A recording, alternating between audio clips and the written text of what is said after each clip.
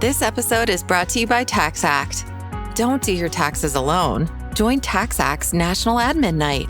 Admin nights are social gatherings for getting through your to-do list. So get ready for a night of fun, finding deductions, and filing taxes with TaxAct, where you can file your federal and state return for just $49 through April 8. Let's get together and get them over with. Visit taxact.com/admin-night for details. We hope you are enjoying our expanded podcast schedule. For the month of July, we have something new for our members. Each month, members who successfully answer our bonus content quiz will be entered for a chance to win a pair of AirPods Pro. To participate, you must have access to the bonus sections of the podcasts.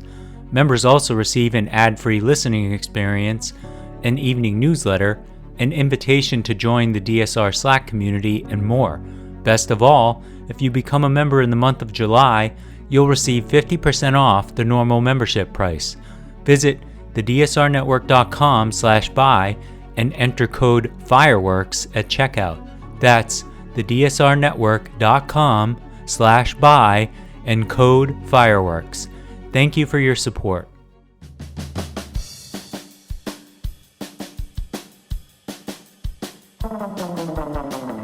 Welcome to The Secret Life of Cookies, where we try to solve the world's problems through the miracle of carbohydrates, one recipe at a time, with host Marissa Rothkopf and her dog, Bosco. Hello there, and welcome to a very special episode of The Secret Life of Cookies. It is my pleasure to welcome back to the podcast Miles Taylor, the former Department of Homeland Security Chief of Staff and the man formerly known as Anonymous, who revealed publicly what Trump's cabinet was saying privately. And Miles now brings us some very special insider insights into his new book, Blowback, a warning to save democracy from the next Trump. Miles also, once again, shows his kitchen skills as we make a truly delicious, extraordinarily simple raspberry sauce to make what I take to be one of the world's great ice cream sundaes. The recipe can be found at marissarothkopf.substack.com, along with a giant archive of recipes and stories of American kitchen history. If I were you, I'd make that hot fudge sundae and sit down with a copy of Miles's book. And that's just not me just plumping up his book for the sake of it because he was my guest, but because I've read the book cover to cover, and it is utterly compelling and worth the read. Anyway, if you're looking for those recipes so you can eat and read along, you can find them at marissarothkopf.substack.com, like I said. And there, if you will, you can support my work with a subscription for $5 a month. Or if that's not possible for you, you can subscribe for free. And please don't forget to join Deep State Radio as a member for special perks. Either way, and every day, I am grateful for your support. Say hello and welcome to one of my favorite guests who's back with a new book. The guest, Mr. Miles Taylor. The book is Blowback, a warning to save democracy from the next Trump. And boy, that's some book. Anyway, those of you who don't know, Miles Taylor is a national security expert. He was chief of staff in the United States Department of Homeland Security. At one point, he was named Anonymous, and he wrote another book called A Warning in 2019, which went straight to the charts because it was a warning about Donald Trump. And here we find ourselves again. Welcome, Miles Taylor, with a warning of what is to be. Marissa, great to be with you. I hope people pick up the book. I swear it's not this big. This is just a foam board. But if you were worried, I will do a picture book next that's this big, or a coffee table book. But no, it's this one's got my name on it, unlike last time. So I've really got to own it.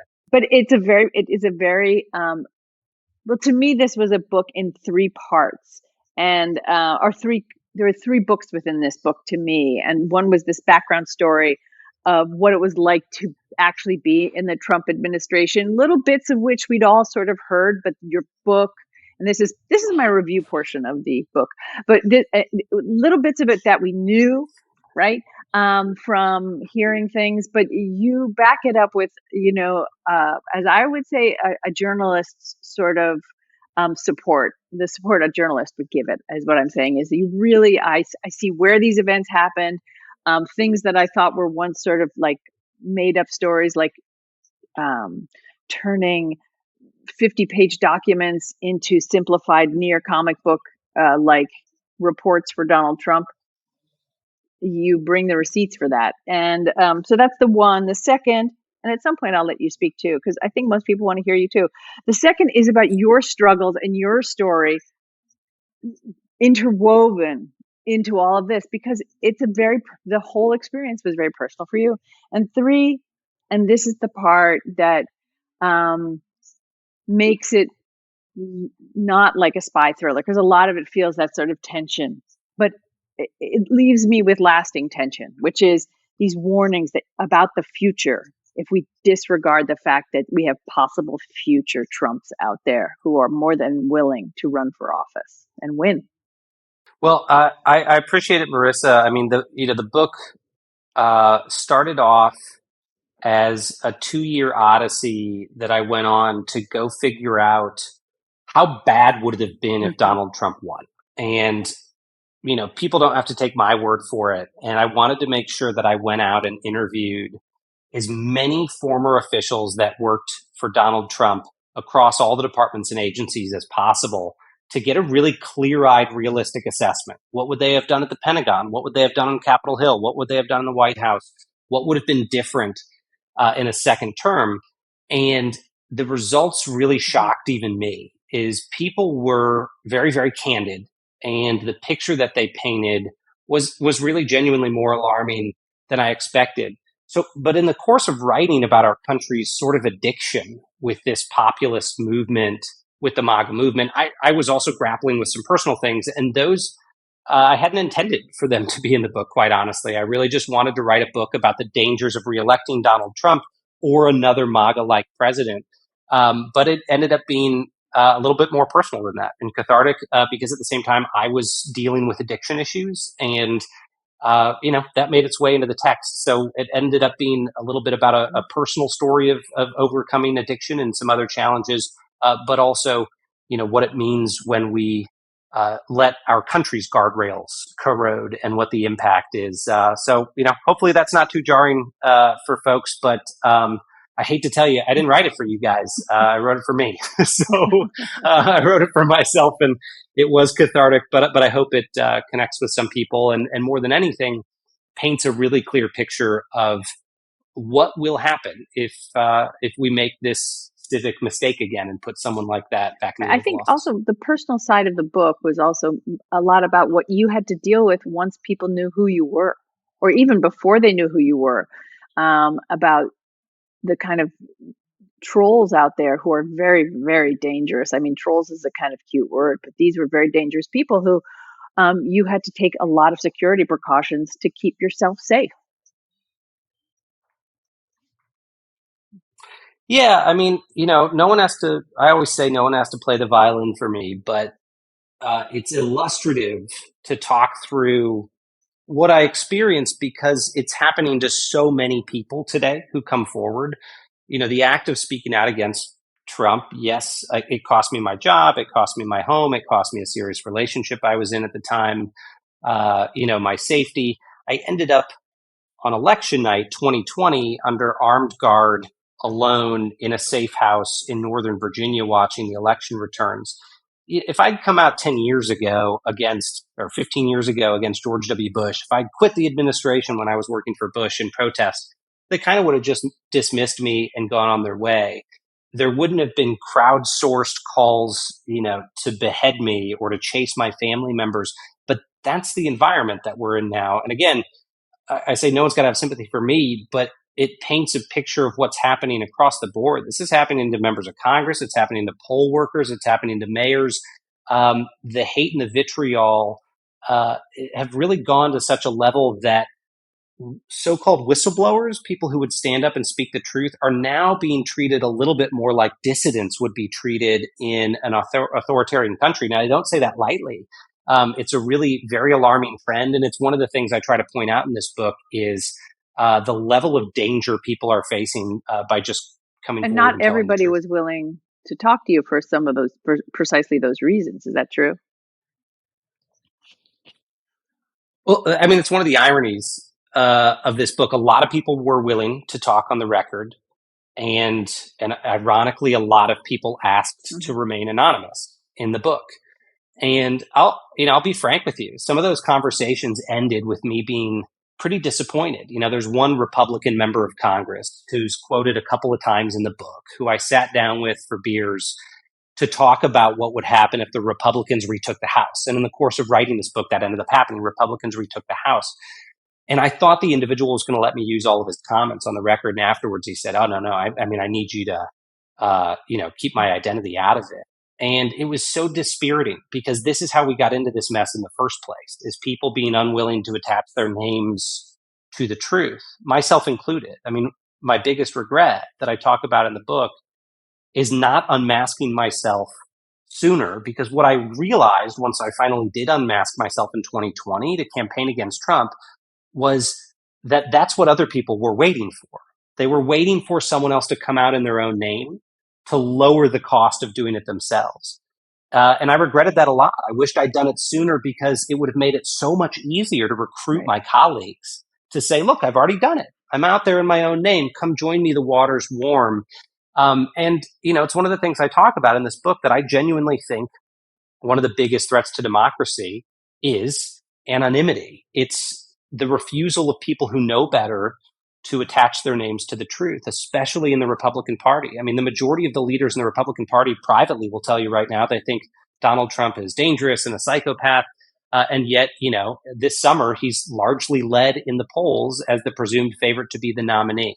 Those people still need to come forward, shed their anonymity and tell America the truth. It's the only way I think we avoided Donald Trump winning in 2020, is enough people came forward from his administration to call him out, that it gave air cover to Republican voters to either vote for, write in their grandpa's name, or vote for a Democrat for the first time in their lives.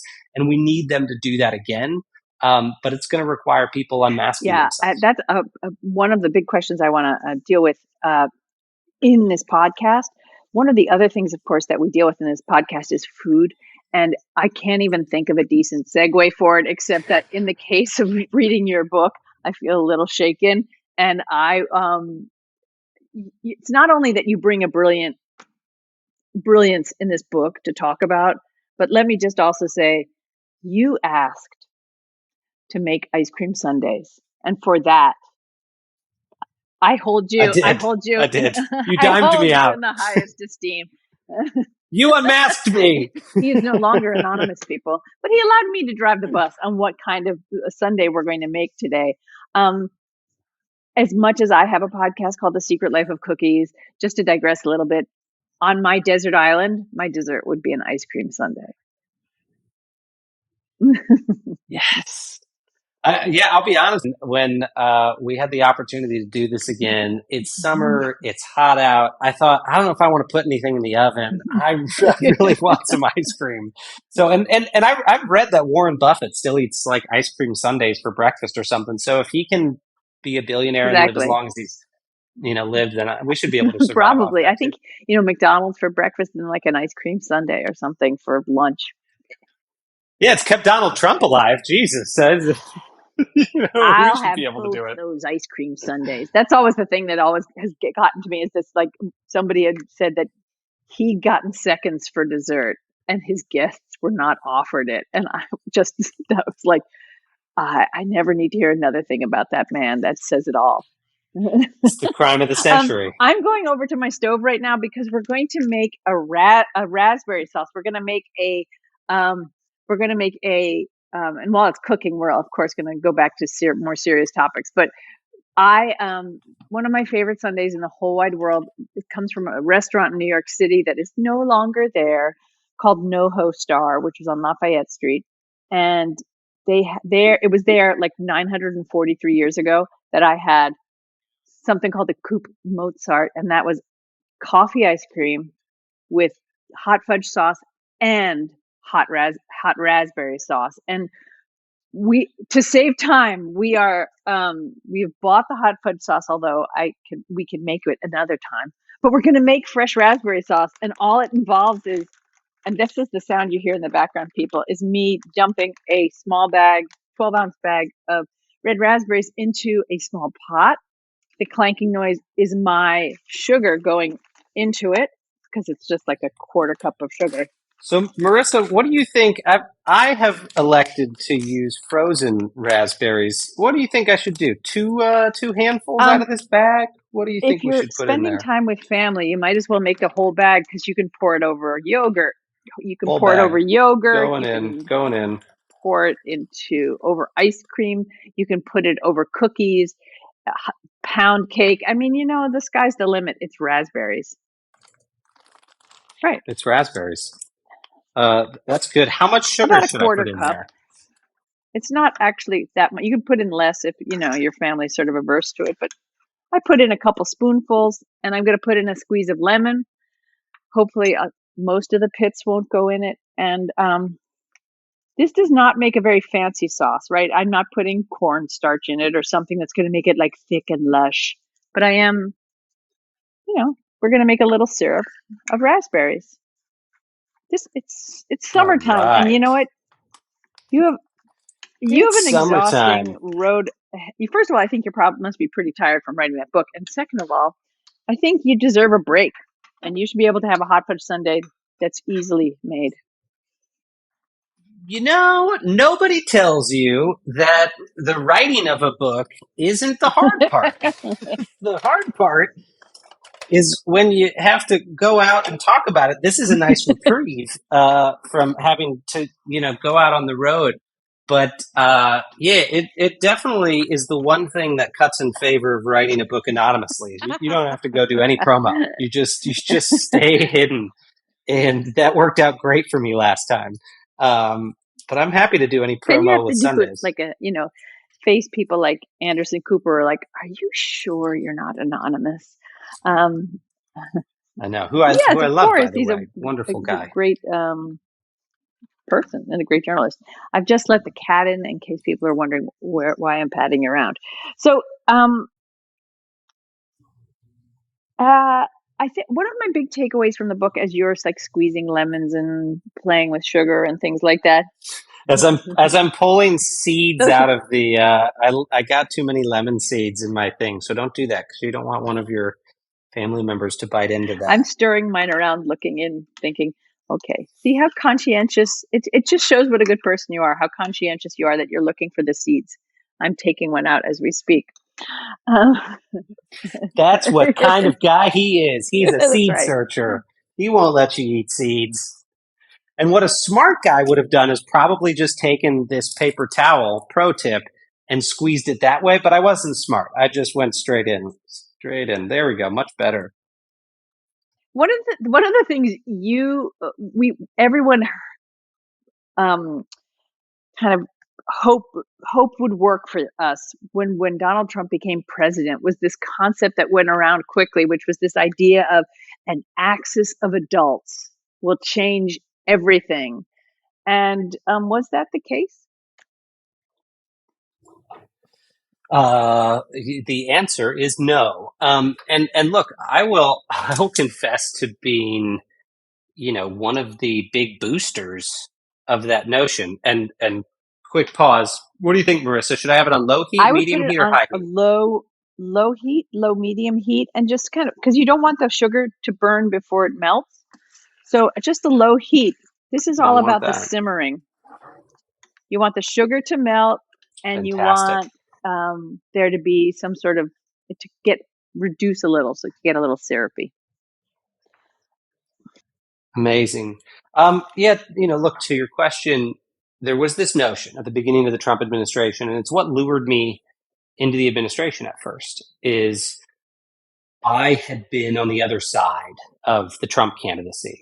In other words, I had been working to make sure he didn't win the nomination. I talk about this a little bit in the book, that Paul Ryan, when he was Speaker of the House, put together something he called the Trump inoculation plan. Well, clearly we failed because Trump not only became the nominee, he became president. After that, I had no desire to go work in a Trump White House. This was not the direction I wanted the Republican Party to go. I wasn't a MAGA guy.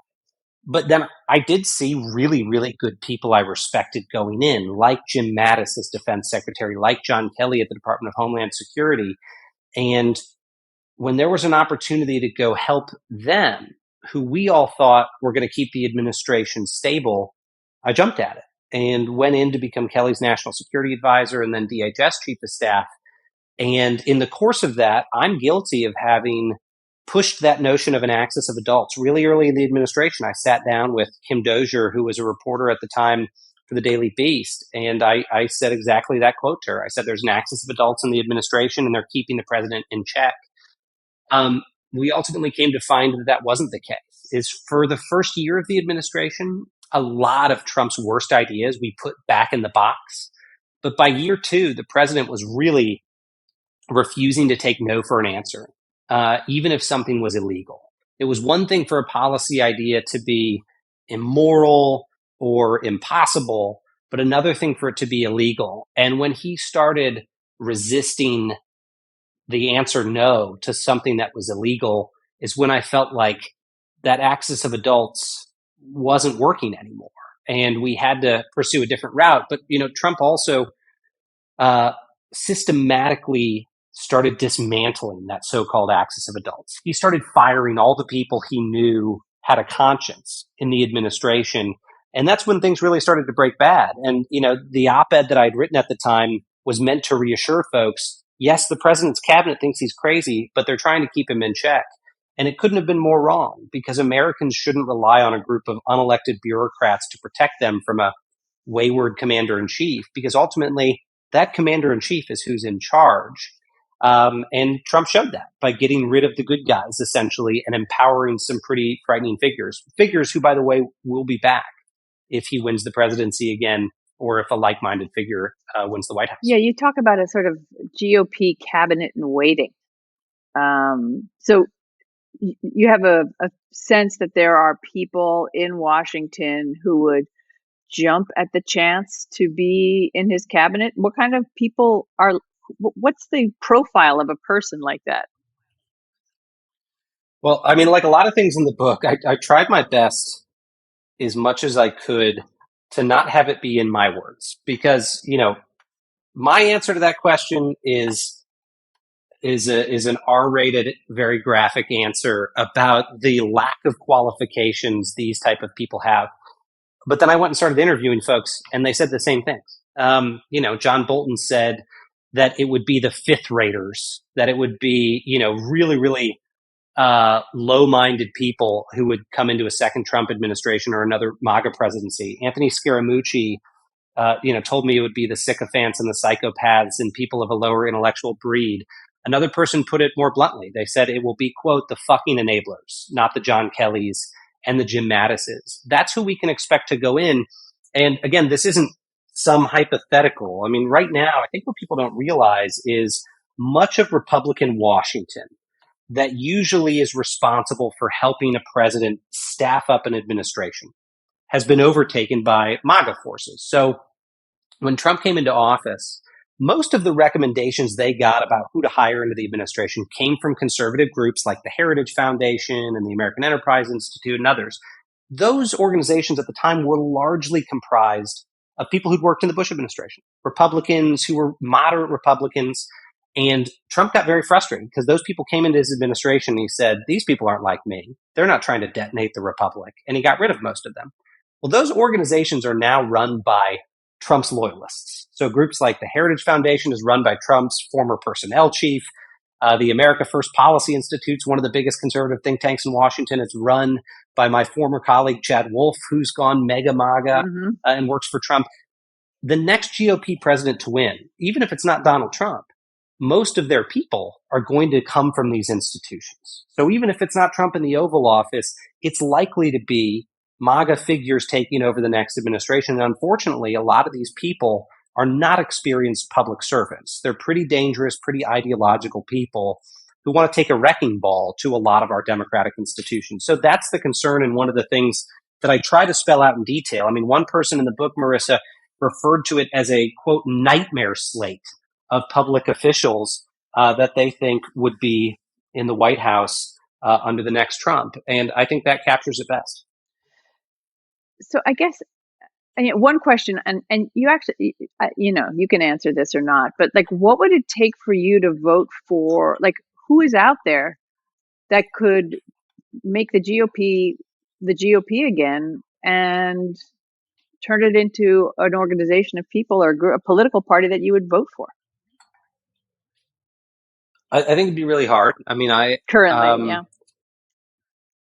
I think at the moment, the way I would characterize it, and I say this as a lifelong Republican. I mean, I'm about as libertarian as you can get.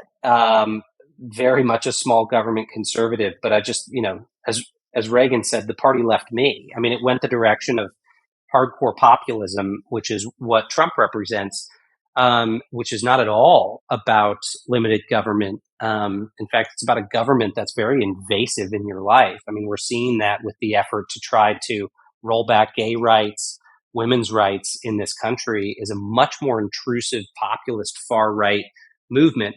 What it would take, I think, is probably a generational turn of events in the Republican Party where MAGA folks are again sidelined and are the minority for me to come back and vote for a Republican for president. My concern, though, is that if you just look at the polls, if you look at the assessment of the GOP base, the MAGA movement overwhelmingly dominates the party.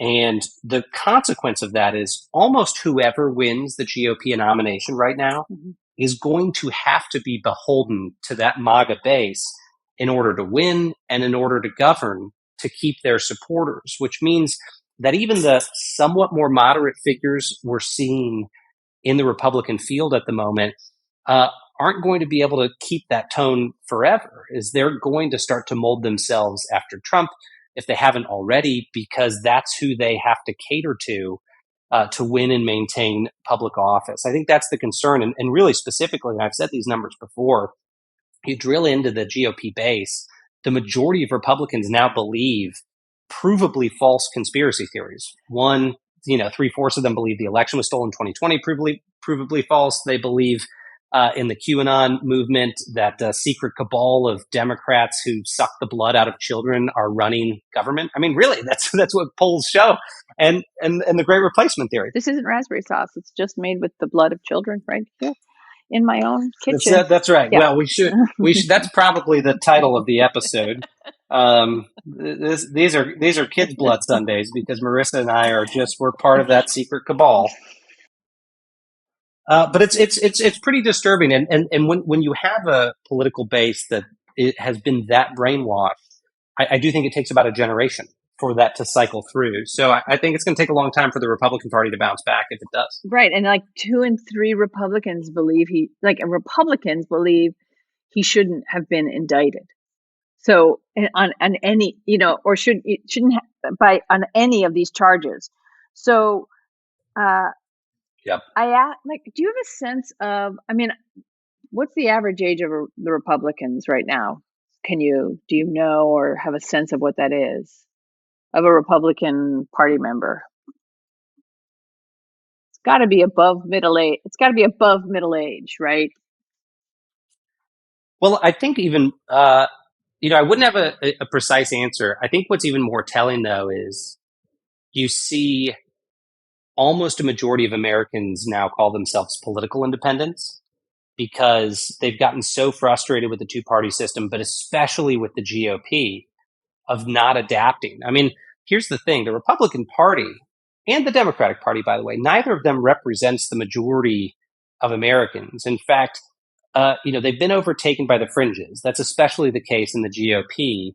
And part of that is just structure. It's the structure of our system right now, which is over time, our democratic system is calcified and it's made the primary process more important than anything.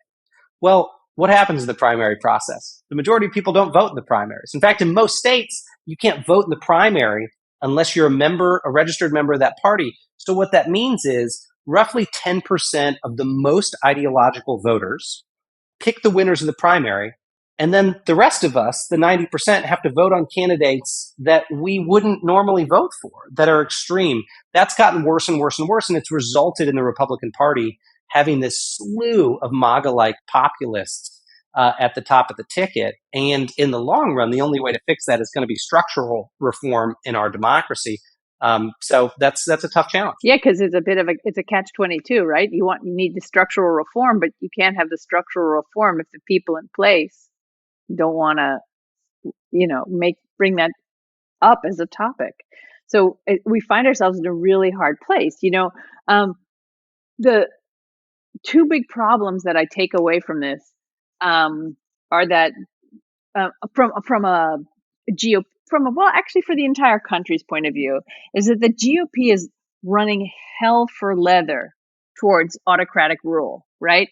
But at the same time, if that weren't bad enough, a portion of our society seems, and I understand that they're not the majority, but let's just work with that. A portion of our society seems hell-bent on allowing the GOP to let autocratic rule happen in some form or other. So the question is, if only voters can rescue us, how can we change the message that they're getting, or how can we magically change their minds? It seems like it has. Do you have any thoughts on how we do that? I do, and it took me a lot of wrong answers and a lot of pain to get to this conclusion, which is, I had sort of hinted to the fact that I think the single biggest danger to our democracy right now, and it's ironic coming out of my mouth, but the biggest danger to our democracy is anonymity. And what do I mean by that? I mean that the widespread disinclination to tell the truth is leading us down a very dark path. When, you hear stories about, in New York, for instance, someone getting attacked in a subway car during rush hour that's full of people and no one does anything, and the attacker kills the victim. Why is that? I mean, in psychology, it is this bystander phenomenon that your average person assumes someone else will step forward. And then when that someone else steps forward, it gets really easier to step forward and stop the attacker. We are witnessing this in mass, and I saw it up close in my political party, in the GOP, when everyone just assumed someone else would come forward and stop Trump. Once the administration started, everyone assumed someone else would call out what was happening, and no one did. And when that happens in that environment, evil thrives off of that. The danger persists. Right. In this case, Donald Trump was able to take a wrecking ball to our country by exploiting that collective anonymity. I, obviously, in a more literal sense, was guilty of that by not unmasking myself sooner. I think the answer right now in the short term to avoid a repeat is we need those people who know better to unmask themselves. We need them to come forward. I mean, Kevin McCarthy sat in rooms with me in 2015 and 2016 disparaging Donald Trump, saying he was a danger to the country. And now Kevin McCarthy, Speaker of the House of Representatives, is still sucking up to Donald Trump and propagating his movement, even though he knows better. Those are the type of people who, if they turn against Trump, can convince voters not to make that same mistake the next go around. And that's possible. I mean, I think one of the reasons Trump was defeated in 2020 is enough of us defected from his camp and came forward and said to our fellow Republicans, hey, it's okay to vote for a Democrat this time. It's okay to avoid him. Now, people like me are not seen anymore as people who can talk to the MAGA base. So we need that next crop of folks to defect from Trump's orbit, to defect from the GOP, or at least to call it out from within to move the needle. And I think that can save us in the short term, buy us some time and room to make reforms to our democracy to keep extremists from taking public office. I find it very hard to imagine a person like Kevin McCarthy doing this. I have a sense that a lot of people in the GOP feel that Trump, in his sort of mafiosi sort of way, has things on them, right? That they're worried that he'll, Mm-hmm. bring bad things bad things will happen to them.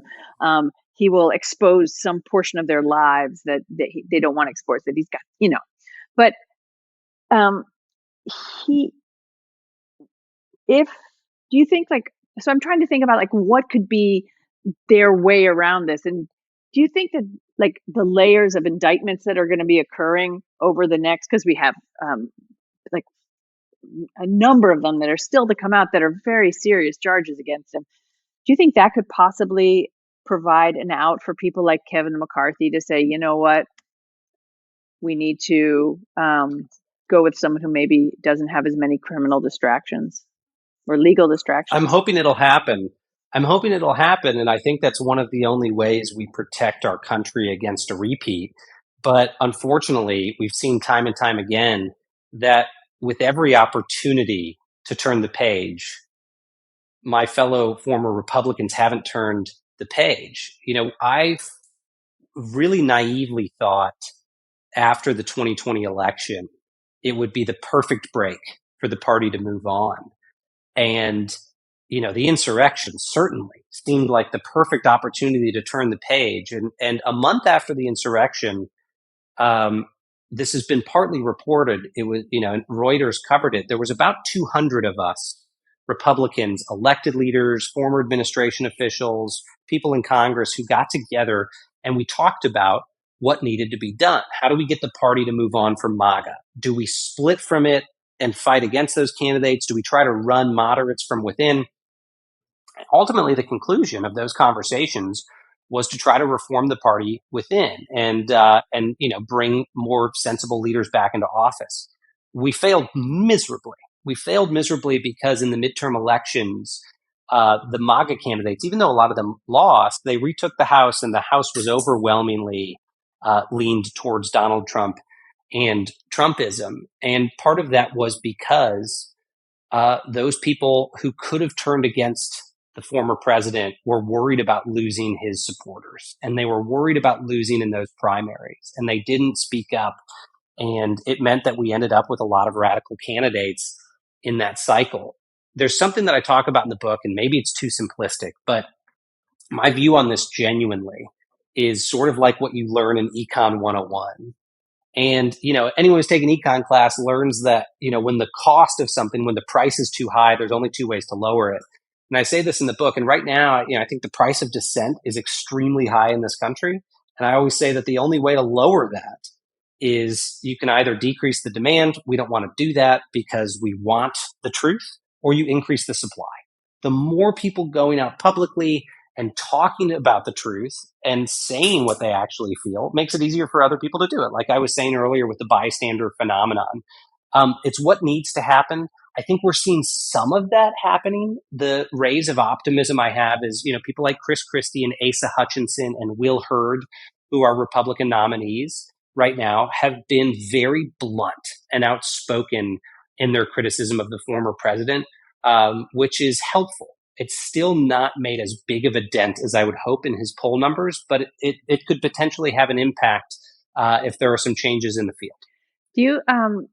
I think we need to right now get some ice cream out of the freezer, and we sure do. And I'm going to microwave my hot fudge sauce to make it a little more liquid. I've take the lid off because it's probably, assuming your thing isn't metal, so that sound anyone's going to hear from me is the sound of my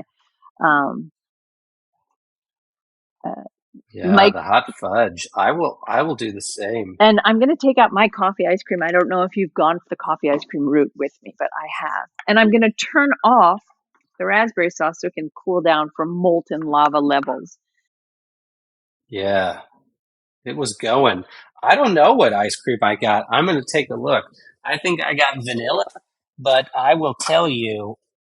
Oh no, I do have coffee ice cream. What a fabulous! Oh, Brigham's, you've got good quality stuff. Good Brigham's. This is the stuff. That's not an actual endorsement. I don't know if that's their logo. I don't think it's "This is the stuff," but it'd be really good. And I have the other stuff, which is also a Massachusetts favorite because I spent a lot of my education in Massachusetts and now have a daughter doing it. And that is from Western Massachusetts, Harold's hot fudge sauce. And I like it not just because it has a polar bear eating ice cream on it, but Harold comes from Northampton, Massachusetts. And it is one of the finest. I think it's made out of polar bears. That's one of the things. No. It's not super. Yeah, unfortunately, it is made out of an endangered species, Harold's, made from polar bears. It's a terrible slogan. It is a terrible slogan, but that just seems so wrong. Western Massachusetts is so liberal. And this is, oh my God, this is the deep, dark secret. I need a moment. It sounds delicious. And I'm off camera just heating up my hot fudge too. And you know what I'm doing too? I am not going to microwave the coffee ice cream because then it'll get so soft that I'll feel the need. No, yeah, don't do that. No, then I'll feel the need to eat all of it. But then this conversation, I have to say, really does make me want to sit down with a half a pint of ice cream. So in my fantasy life, like where I'm like listening to you and I think, oh, I'm going to check it. I bet there's a way to do this where we can get people maybe on a grassroots level, on a more county by county level, talking to their fellow voters and members of the GOP and just independents who also need to hear this, to what the real risks are of having a leader that is either named Trump or is like Trump. Because my concern is next generation Trump, and I don't mean Don, I mean like style of Trump will be even worse than the current choice. Well, and this is one of the places in Blowback I try to paint as vivid a picture as possible. Is, pick your policy area. Do you care about national defense? Do you care about immigration? Do you care about how Congress operates? Do you care about, oversight and accountability? What will those things look like in a second Trump administration or under the rule of a savvier successor, a Trump copycat, if you will? And it's not a pretty picture. It really wasn't a pretty picture. And some of the things that I thought I knew were even more shocking when I talked to people who'd run certain departments and agencies. So, one example that I would give is I talked to officials from the Department of Education and said, what's going to happen under the Department of Education? What did Trump want to do in a second term? One of the anecdotes in there is from a guy named Josh Venable. He was chief of staff at the Department of Education, worked directly for Betsy DeVos. And he brought up something I'd never heard before, found extremely disturbing, which is he said that for a number of months during the Trump administration, they wanted the Department of Education to force schools across the country to kick immigrant kids out of school. In other words, kids who came here with parents who were undocumented, to force them out of public schools as punishment. And I said, you can't be serious. His response was, it was, quote, the cockroach that wouldn't die during the Trump administration. Is Stephen Miller, who'd been immigration advisor to Donald Trump, had allegedly and repeatedly pressured Betsy DeVos to implement a policy to revoke money from school districts around the country if they refused to kick undocumented students out of the classroom. You cannot reach any other conclusion than this is just pure cruelty, and cruelty for cruelty's sake. And wasn't something that some wayward appointee in the Trump administration was cooking up. It was probably the person the president listened to more than anyone else who was pushing this notion and trying to get the Department of Education to do it. And when Venable said back to the White House, this will never work, we'll get sued. They said, it doesn't matter. You scared of getting sued? We'll litigate it as far as we need to go. Just do it. That's the type of cruelty I think you can expect in a second term. I mean, equally as alarming, I brought this up with other people who'd worked in the national security community in the Trump administration. I said, what do you see happening on immigration? And the picture that folks painted was that after I had left in the administration, there was a concerted effort to use the nation's counterterrorism apparatus to go against innocent migrants. There were points at which Trump wanted to send people from the border to Guantanamo Bay, Cuba, Gitmo, where we house the 9/11 hijackers. It's a terrorist prison in Cuba. He wanted to designate them unlawful enemy combatants, which is the legal term for people our military is allowed to kill because they've been determined to be dangerous terrorists. And he wanted to try to use those different departments and agencies that work on counterterrorism to go after and punish migrants. There was even this moment where Stephen Miller's on a flight with me back from Florida, where he's quizzing a military leader about the possibility of bringing armed predator drones back from the Middle East and having them fly over the Gulf of Mexico to blow up migrant boats to deter them from coming into the United States. To be clear, we're talking about innocent people who are unarmed in boats. We're talking about civilians. And obviously, the response back to Miller was that would be a violation of international law. His rejoinder was not, oh, well, darn, we can't do it. His rejoinder was, we don't believe in international law. Essentially, that's what he responded with. These are the types of things you can expect to become U.S. government policy in a second Trump administration. It's that egregious. I think it's why we've got to focus even more on 2024 than either 2020 or 2016. I do think this is going to be a more consequential election than either of those. That is just stunning and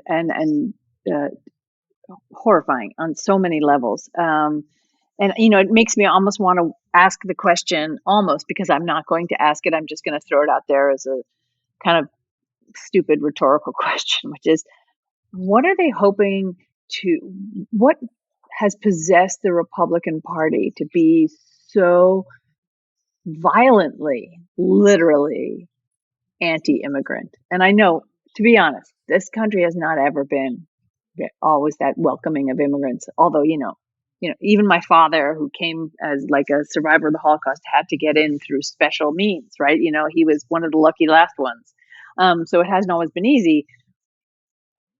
Why do they hold on to this? It's really disturbing. And I think you got to go back in time to an earlier stage in the Republican Party. Ronald Reagan portrayed the United States as a shining city on a hill, a country that had open arms towards immigrants who we saw as the bedrock of this country. I mean, America was founded as a nation of immigrants. There is a narrative now in the Republican Party that the Ronald Reagans led it the wrong direction. And by opening our doors, we weakened ourselves. Now, I obviously believe this is a false narrative, but it's overtaken the Republican Party. And they believe that immigrants have come and stolen our jobs, have made put our country in danger, have made it more violent. And the result is this attempt to go from being a shining city on a hill to being a fortified bunker in a mountain. And nothing captures that sense more than what's happening at the border in the eyes of MAGA people, as the border is the big symbol for what the global elites and, the liberals and, the open society has gotten us. And so that's where they've directed a lot of their ire, is the border. And this was one of the things, frankly, I was very naive about and really shocked me in the Trump administration. I'd never worked on immigration policy. Border security wasn't something I'd worked on. And then I get to DHS. And in my mind, as a national security professional, we had 5 to 10 threats that were bigger than threats at the border. We had Russia, we had China, we had North Korea, we had cyber attacks, we had terrorism. Those were all bigger priorities in my mind. But the only thing Donald Trump and his advisors wanted to talk about when it came to DHS was the border.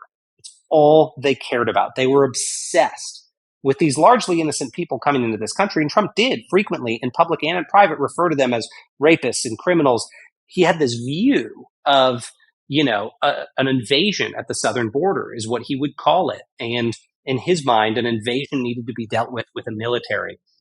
Now, a lot more should have been done, I think, to prevent him from going as far as he did to put in place retributive policies towards migrants. But if you think the first Trump administration was bad on immigration, you ain't seen nothing yet, because the things they're considering, it's what Stephen Miller once told me was he had a drawer of executive orders. And in a second term, it was going to be a shock and awe blitz of policies.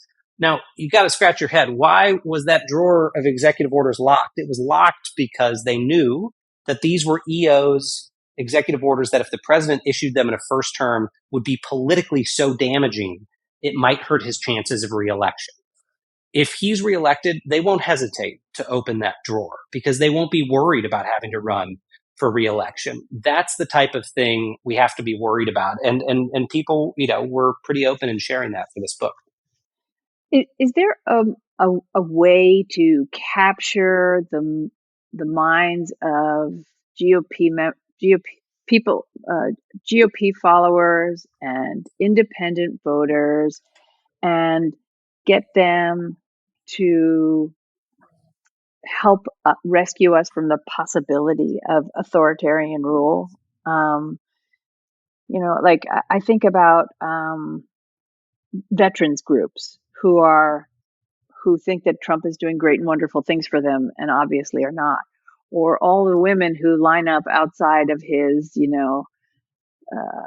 speeches, ready to go and ready to support him, when the truth is he has, you can talk to this, but he has a terrible reputation, not only as a man with women, but also the policies that the GOP are bringing against women. Yeah, I think it is more people having the courage to come forward and have that conversation. Right. I think that's important. It's one of the reasons why, I'm continuing to have this conversation. I'd said to you, Marissa, there's genuinely nothing I hate more than politics. I absolutely hate having this conversation.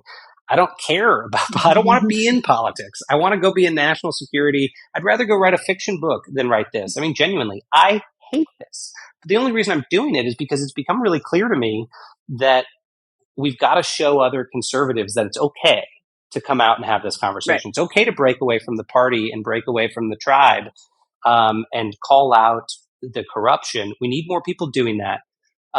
I think, the fact that people like Trump have competitors in a primary process is hopefully helpful. But in the long run, the only thing that's going to solve this is we need more competition and choice in our political process. And, I left the Republican Party. I became an independent. And I think we're going to need to see in the coming years the emergence of third parties and new factions and more competition in our democracy to make sure that the fringes don't rule over us anymore. Because again, 10% of this country should not be making the decisions for the other 90% of us. That's going to take some time, and it's going to take, people being pretty brave and staying in the political arena when they'd much rather do something else. And, I think it's, like I said at the beginning, I think it's a generational struggle, and that's what we're in for. I have a couple more questions for you. We can make our Sundays. I'm going to get some hot fudge out of here. Yeah, get some hot fudge. One of, there are these lines in bold type throughout your book, which I think is a wonderful way to bring attention to them, because they're lines that are there to remind us what can happen if we let another autocratic GOP president come into power. And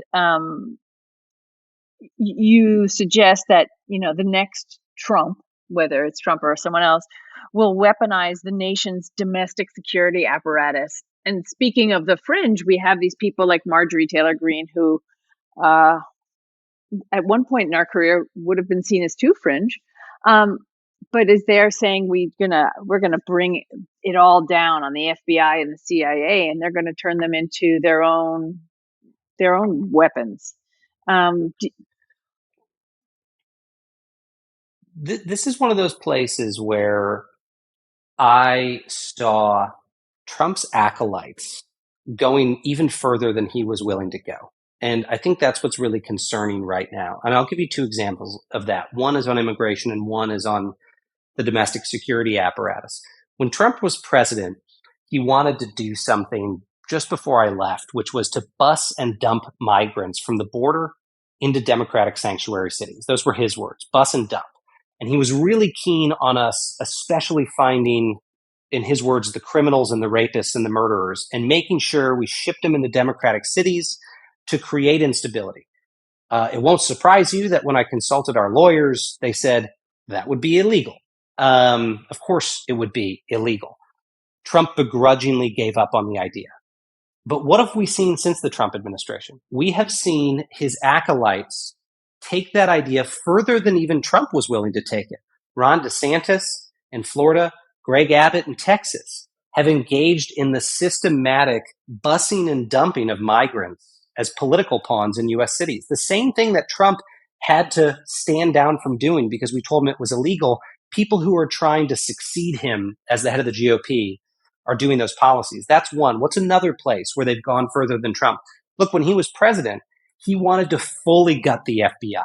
Yes, he fired Jim Comey, and likely for corrupt reasons. But after that, he largely left the FBI alone. Why? Because his lawyers and his attorney generals told him, if you gut the FBI because they're investigating you, you will get impeached.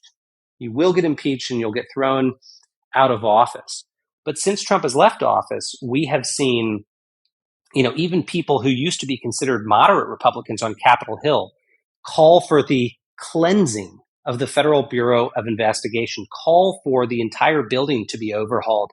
And they've accused it of being a deep state apparatus. And they proposed ways to detonate the FBI that go far beyond anything Donald Trump proposed. So I think the worry here is we are seeing Trumpism spiral out of the ex-president's control and get taken even further by people who want to pick up the mantle. It's and their lawyers are telling them that, lawyers told DeSantis that that's not legal, but that didn't matter at that point. Well, and this would be a really natural question. Like anyone who's listening to this conversation right now should be asking, is any of that possible? Right. I mean, how could they really do that? And I'll tell you, because when I would talk to people who had been in the Trump Justice Department or who had been Trump lawyers in the White House, their comment was that the intent in a second term will be to ignore the law. Is they were comfortable litigating these issues up to the Supreme Court, and there is a conservative Supreme Court right now. But there's also the possibility of simply ignoring the law altogether. Now, again, you might say, well, that's crazy. I put that same question to a guy named John Burks. John had been Paul Ryan's chief of staff on Capitol Hill, lifelong Republican, served at the highest levels in the Bush administration. And I said, John, is this a credible scenario? And his response to me, which is, in the book, was basically, if we end up in a situation where there's a White House that's just willing to ignore the law, we're going to end up in what's called the Lincoln and the Writ scenario. So for students of history, when Lincoln during the Civil War suspended habeas corpus, the right to challenge your confinement, effectively, the White House said at the time, if the Supreme Court's opposed to it, let them try to enforce the order, because what are they going to do? The Supreme Court doesn't have its own police force or army to go send to force the president to comply. The Trump team and these MAGA lawyers are very well aware of that. If a court rules against them, that there's no way for the courts to enforce their orders against the executive branch. That's the sort of danger we could be in terms of civil conflict between branches of government in a second term, where you have one branch, the executive branch, that's unwilling to comply with the orders of the judicial branch. What happens in that moment? There's one answer. Constitutional crisis happens. And that's not going to end well for anyone. And more than a handful of people kept bringing that up in the course of these conversations, is that a second term, we're going to see any number of situations that test our checks and balances and the balance of power in government, and the potential for a constitutional crisis because of an unwillingness to obey the rule of law. So with that, let's eat ice cream. Yeah. Yeah. Okay. I mean, I'm like, ice cream's very soothing. There's I'm just going to tell you that there's one key thing for me. I know everybody has their own ways of building a ice cream society, but mine is definitely to, it takes an ice cream village. I don't know. That you have to put hot fudge sauce at the bottom of the dish. Oh. Because there's nothing worse. I'll do that. Yeah, I got this. We got a good shot of that. There's nothing worse than finding you're at the bottom of the dish and wow, that you don't have any hot fudge sauce left. That's just me. That's such a pro tip. Yeah, I'm sorry. I'm just saying. I'm going to do a layer of hot fudge sauce. I'm going to do a layer of coffee ice cream in here. Hopefully my cat will not jump into the dish. And after a little layer of that, I'm going to put on some of this It is a little too hot to use now, but I'm going to, for the sake of this podcast, I'm going to pour boiling hot molten raspberry sauce on. And I got to say, sure is pretty. And you're going to put that at the bottom? No, I'm putting it goes hot fudge, ice cream, raspberry sauce. Okay. And then one smaller scoop of ice cream on top of that, just because, your book has really terrorized me. And she said, literally licking. I'm so sorry for the listeners at home, to hear me literally licking my finger. Same here. Exactly. This is really good. The coffee ice cream was an inspired choice. I'm not going to lie. Thank you. I wish I could say it was mine, but it was the lovely people at NoHo Star, wherever you are. Now, those among us who are a little more decadent might put whipped cream on top, sprinkles. Ooh. I got to see if I've got that.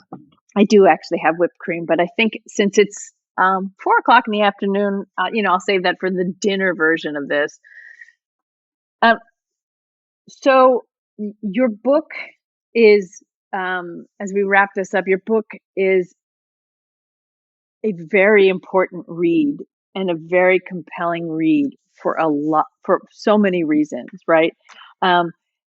Throughout it, you talk about yourself as not wanting to be political, and you talk about your background as a national security expert. I'm going to ask a background question, and then I'm going to go forward with my last question. So my penultimate question. Let's use English for all it's worth. My penultimate question, as you eat that.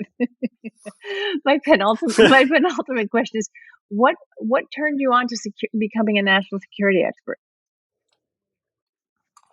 Honestly, it was 9/11. I mean, I went into government after 9/11. The day really had a massive impact on me, and it impacted a lot of people. It wasn't until much, much later that I found out that I had been diagnosed with post-traumatic stress disorder after 9/11. And I want to be clear, I wasn't in the Twin Towers. I wasn't in the Pentagon. I was in a small town in Indiana, and became obsessed with the news around the tragedy, and just watched the news obsessively, and really felt a cosmic connection to what had happened. 2 weeks before the towers were struck, I'd been in New York visiting a relative, and we went and we visited the World Trade Center, and we went up there. And so I think it was just having this such immediate recency in those buildings really rocked me as a young person.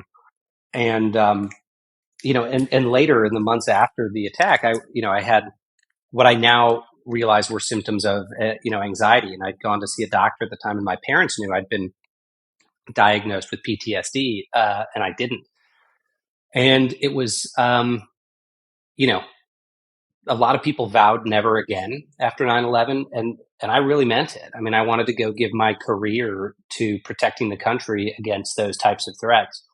I never thought in my wildest dreams I would go from a career focused on foreign threats to finding out that the more serious threat was domestically, it was here at home. And it was one of those things that's always stuck with me. And I mentioned it in the book, is when John Kelly welcomed me onto his staff, and he's someone I still admire and is a mentor.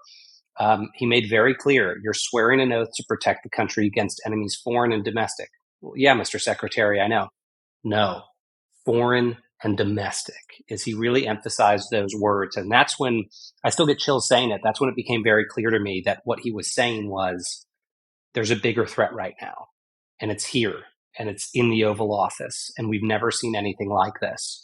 And that's why I've stayed on the political side, because it's one of the few ways, I think, to prevent something like that from happening again. But I would very much like Trumpism, the MAGA movement to disappear, because I'd like to go back to doing what I really enjoy, and eating ice cream. Exactly, eating ice cream. I want everyone to know that this very serious person here has just put a ton of rainbow sprinkles on his ice cream, and that makes me very happy. Oh, so much. And I'm not taking a bite because I usually don't eat on the podcast either, but this is really something that has to happen. It's really good.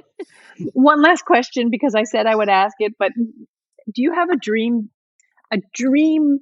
team of people who would go out there in the next 2 years before this election, next 18 months, whatever it is, to speak up against future possible MAGA people coming into office. Like my dream would be like John Kelly going out there and saying and talking to veterans groups and saying, here's what's really going on from the inside.